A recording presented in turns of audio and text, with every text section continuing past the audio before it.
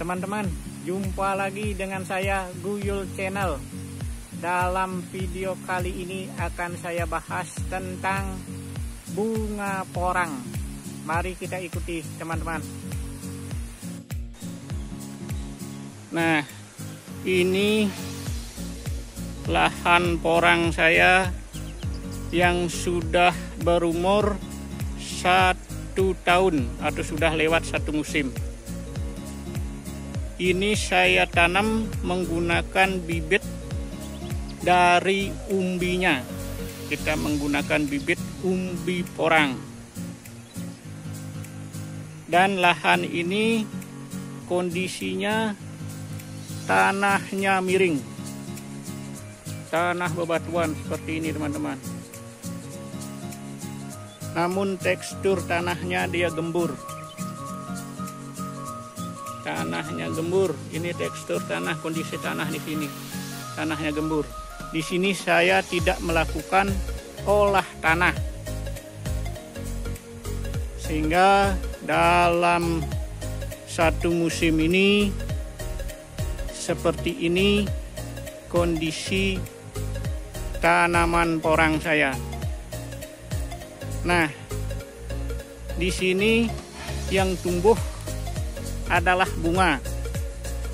Musim tumbuhnya ini adalah bunga. Porang akan berbunga apabila usianya sudah cukup. Kalau di tempat saya ini biasanya kalau dia sudah berusia tidak 3 tahun atau sudah berumur 3 tahun, sudah melewati 3 musim, dia sudah mulai tumbuh bunga. Dan bunga ini akan tumbuh lebih awal daripada tumbuhnya batang. Ini di masa-masa pertumbuhannya, di awal musim tumbuhnya, ini bunga yang akan pertama tumbuh. Bunga porang ini tidak bisa kita lihat dari besarnya ukuran umbi. Nah, seperti ini. Walaupun umbinya besar, belum tentu juga dia tumbuh bunga. Tapi walaupun dia umbinya kecil, dia juga akan bisa tumbuh bunga kalau usianya atau umurnya sudah cukup. Kalau umbinya kecil, sudah tentu bunganya lebih kecil pula.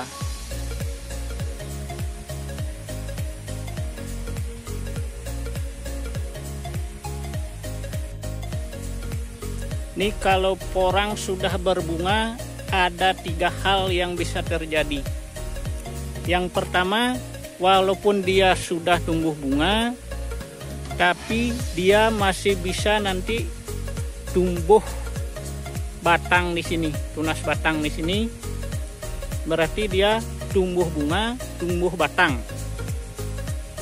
Itu hanya beberapa yang seperti itu, tidak semuanya.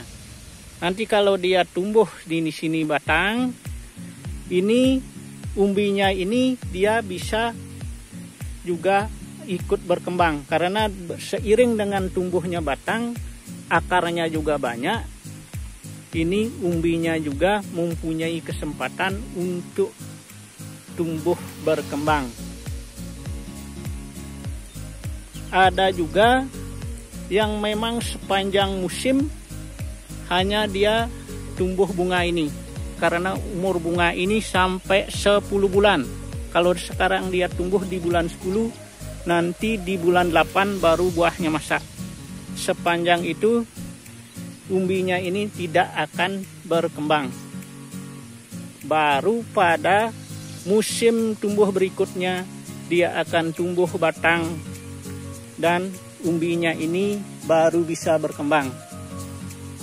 Kalau dia sekarang tumbuh bunga, kalau dia masih bisa tumbuh untuk tahun berikutnya, itu sudah pasti dia akan tumbuh batang. Dia tidak tumbuh bunga lagi. Nanti tahun berikutnya baru dia tumbuh bunga lagi. Nah, itu yang kedua. Terus yang ketiga, ada juga ini pertanda dari berakhirnya usia daripada porang ini. Karena dia sudah terlalu tua, dia tidak akan berkembang, dia akan berakhir. Biasanya umbinya ini dia akan rusak. Dia akan pecah menjadi serpihan-serpihan. Nah, serpihannya ini, pecahannya ini juga nanti akan tumbuh tunas-tunas baru, tapi tidak terlalu banyak.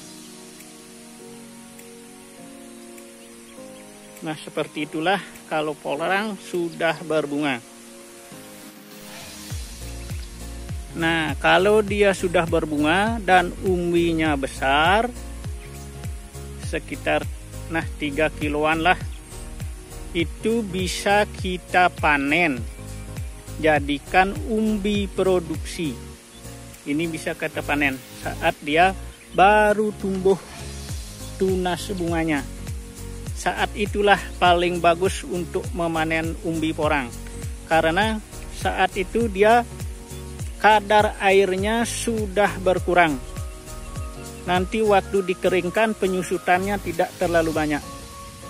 Daripada kita memanen di awal masa dormannya. Kalau kita panen di masa dorman, di awal masa dorman, begitu dia baru layu kita panen, ini akarnya masih banyak dan kadar airnya terlalu tinggi.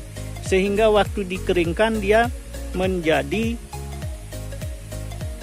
lebih ringan, lebih banyak penyusutannya karena kadar airnya terlalu tinggi.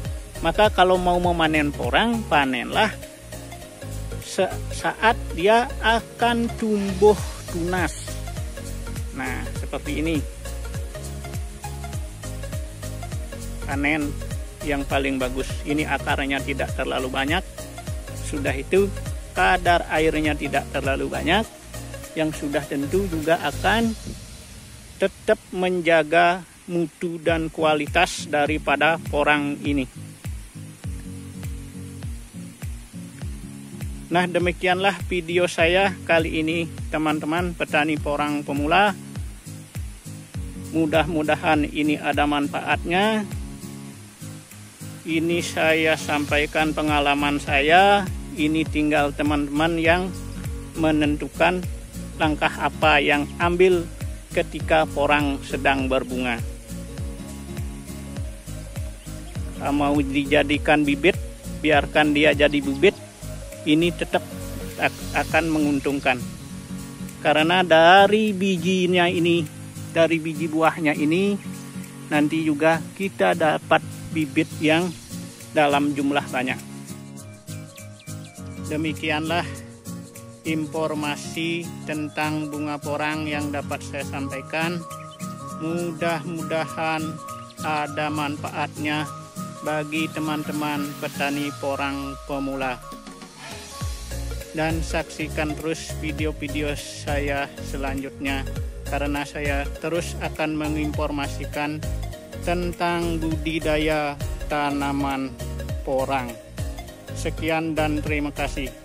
Om Santi Santi Santi Om.